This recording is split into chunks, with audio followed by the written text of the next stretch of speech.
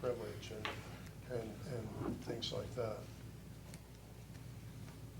I think we're trying to legislate ourselves into a corner here. Let's do this again. I think our intent was to bring this back towards the meeting of the 4th. So that may be another one that we move on. Certainly if there's other comments or questions, I'm going to hear it. I will research for you. I just wanted to say I'm in full agreement with John. I think that it should be struck, that particular sentence, because it is completely subjective. I mean, it really is. And when it's council comment time, it's council comment time. And, you know, if someone wants to get up and leave the room, they can get up and leave the room. That's what they do when our legislators are in session. They don't want to listen to it. What I'd like to avoid is what I see in the California Education Code, which occupies almost 5 feet of shelf space in bound volumes. I'd like to see us do what the state of Arizona does with their education code, 7 pages. I want you to have the flexibility you need to run the meeting, to do what's right, to do what's required. I don't want you to have to go consult a 4-volume set to figure out what to do. As long as that's the general understanding, and you certainly have the ability to hold a rule line decision as well. No problem striking. I'm committed to research for you. Whether you leave it in there or not, if a council member starts to get to the point where something is, by general consensus of all of us listening to it, it's inappropriate, I'm not going to hesitate. So, and I would hope you would do the same in my case as well. So. Frankly, I think most of the council would be grateful for that. You think? Okay, so let's, on the version coming back, let's strike that sentence and let's get to the second one. Okay, I'll present that as the... You know what the consensus vote may be? It may be just what if. Literally, if you look at it, consensus vote. I mean, to some degree, without voting, we kind of sort of do that here. You know, we're looking for a consensus, one way or the other, to move things forward or not. And it may just be, gosh, who would like to have the summer picnic on Saturday instead of Sunday? Don't know. Do you need You know, we a could just ask the formal, question. do you need a formal clause for that? I don't think so. I'm just trying to think of what you would be unable to do in the absence of that language. I just Well, don't see anything. maybe we should just strike the word action, because when the council acts, it's a vote. And there should be a motion, and there should be a vote, and that resulting is in an action. Maybe when it says, we should say, when a formal motion is not required on a council opinion, a consensus voice vote will be taken.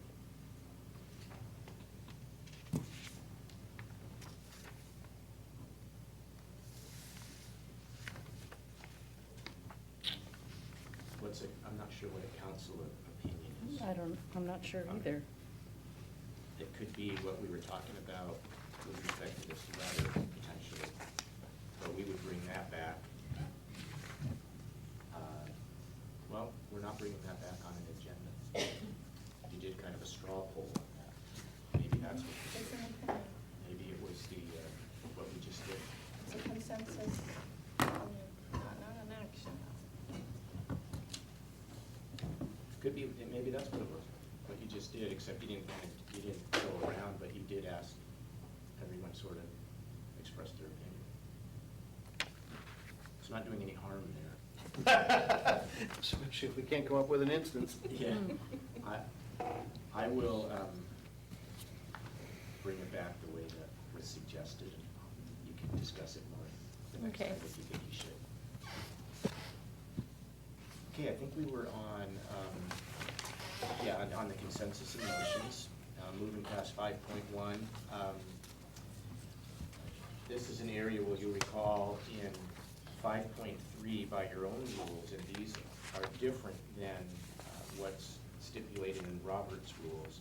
And that is, there are only 2 circumstances that would disqualify someone from voting, and that is a conflict of interest, which I think is obvious and statutory, and the other would be appearance of fairness, an issue there, again, which is fairly obvious and statutory, that you're disqualified, and it talks about how you step out of the meeting. There's some language in the middle there that I will clean up for you when it talks about the inability of the council to act. There's the, if so many of you had to be disqualified that there was no quorum, there can be this notion of the rule of necessity where you can end up taking part because the council has to be able to act. It's a little confusing about that. We'll clean that up for you. I'm trying to remember, it's been a year and a half, almost two, since I read the Appearance of Fairness Doctrine. But I vaguely remember that conflict of interest is different. You have to disqualify on the, recuse on that. But Appearance of Fairness Doctrine, my memory is that what the law requires is that the legislative member explain to the rest of council what their problem is under appearance of fairness, and that the rest of council then decides whether that member can act fairly.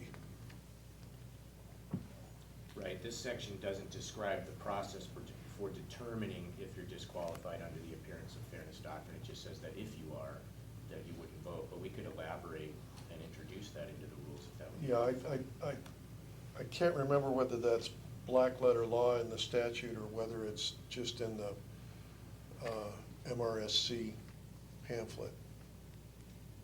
Bring that back. Yeah, this is a good question, because I have had this floating around for a little while, because, I'm just gonna use Rod as an example, and there's no judgment assigned to it at all. Rod, in one of our past meetings, said he was going to recuse himself from a vote on the Humane Society because his significant other is on the board of directors. Okay, so, is that where would that fall, as far as? That's conflict. That is a conflict. Yep. I mean, is it a conflict based on what Rod believes to be a conflict, or is it a conflict based on legal precedent? I mean, I think the legal precedent has that there's some financial gain. Right, potential. Okay. That's the issue here. Okay, That relationship. okay. The fact that she's being on staff, So- we submit money to that, I have some financial gain to it. That's the only reason I've. Okay, that makes sense. Yeah. Okay, all right, good. Okay, I just wanted to make sure that, because I've heard that before, other people have recused themselves from certain votes because of, appearance of fairness Now, or. if we get there, so John, forth. based on the same criteria, and it's a 3-3 vote, Yeah. do you break that vote then? Because I stayed out? Yeah, Have to check with Don, because there are some financial matters I can vote on and some that I cannot. I Yeah, believe I'd have the to find overall out. general budget, I believe, is one. I'd have to find out if you could vote, and if it was a 3-3 tie, the motion would fail, and the council would have to keep trying. If you couldn't break the tie, because it wouldn't be a failure to consider, the only time that the rule of necessity comes into play is if there isn't a quorum to act, and 4 is a quorum, so if a council of 4 can act, but if it can't, it could stalemate